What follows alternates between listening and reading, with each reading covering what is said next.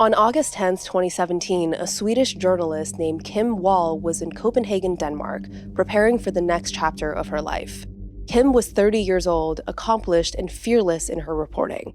She'd written for the New York Times, The Guardian, The Atlantic, Time Magazine, and Vice. Kim had reported from war zones and remote locations all over the world. Her work focused on identity, subcultures, and social justice. One friend described her as someone who looked for quirky stories but with a bigger narrative. The kind of journalist who would find meaning in the unusual. On that day in August, Kim and her boyfriend Ole Stobbe were planning a going-away party. They were moving to Beijing in less than a week, where Kim would continue her freelance work. But earlier that year, Kim had reached out to a Danish inventor named Peter Madsen. She wanted to interview him about his amateur space program. It was the exact kind of unique, offbeat story that she loved. A self-taught engineer building submarines and rockets in Denmark, it doesn't get better than that. 47-year-old Madsen had built the submarine himself, a 60-foot vessel called UC-3 Nautilus. He was charismatic, eccentric, and he co-founded an amateur space program called Copenhagen Suborbitals. Kim had been trying to arrange an interview for months. Then on the afternoon of August 10th, just 6 days before her move to Beijing, Madsen finally responded. He sent her a message in English. The ship is ready and in good shape, just waiting for the Wired reporter. Kim had mentioned she might pitch the story to Wired magazine, so that's how he referred to her. Kim responded, "Amazing, I'm only a few minutes away." She left her apartment and headed to the harbor. The plan was simple, a 2-hour interview trip in the waters near Copenhagen. She'd be back in time for the going-away party. She boarded the submarine at around 7 p.m. Kim texted her boyfriend pictures of the submarine. Her last message that went out after 8 p.m. local time was, in hindsight, chilling. It said, "I'm still alive." She probably meant it as a joke. "You know, I'm on a submarine with a stranger, but don't worry, I'm fine." But after that, silence. When Ole couldn't reach Kim later that night, he started to worry. He looked for her, called her phone repeatedly. At 1:43 a.m., 6.5 hours after she boarded, he called the police to report her missing. The next morning, the Nautilus was spotted in a bay southeast of Copenhagen. It was sinking. Rescue teams rushed to the scene and pulled Madsen from the water. He was alone. The submarine sank shortly after. But where was Kim Wall? Madsen's story kept changing. First, he said he dropped her off safely on land after the interview. Just left her at a dock somewhere and sailed away. The police were not buying it. They didn't know what happened to Kim yet, but they were sure that Madsen was involved. So they arrested him. Then his story changed. He said Kim had died in an accident when she was hit by a heavy hatch cover on the submarine.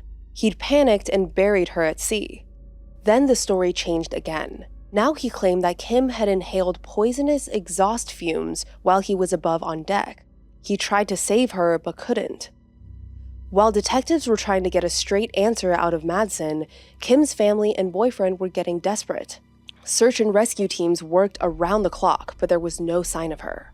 Then, on August 21st, 11 days after Kim disappeared, her loved ones got the news they'd been dreading. A cyclist had found Kim's torso washed up on a beach. It had been weighed down with metal, an obvious attempt to keep it from resurfacing. But it had broken free and floated to the shore, and it only got worse from there. A post-mortem examination found 15 stab wounds on the torso, mostly concentrated in the groin area.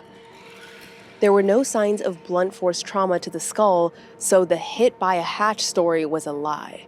There were no signs of exhaust fumes in her lungs, so that had to be fake too. What really happened was far more brutal. Over the following months, more of Kim's remains were found in the water around Copenhagen. Her head, her legs, her arms. They had been weighed down the same way as her torso, tied to metal objects to keep them from surfacing. Investigators also made another disturbing discovery: videos on Madsen's computer. They were of women being tortured. Hours before Kim boarded the submarine, Madsen had terms like beheading, girl, and agony on his phone. He'd watched the video of a woman having her throat slit. Mattson denied these videos were his. He claimed that someone else must have put them on his computer, but the evidence was overwhelming.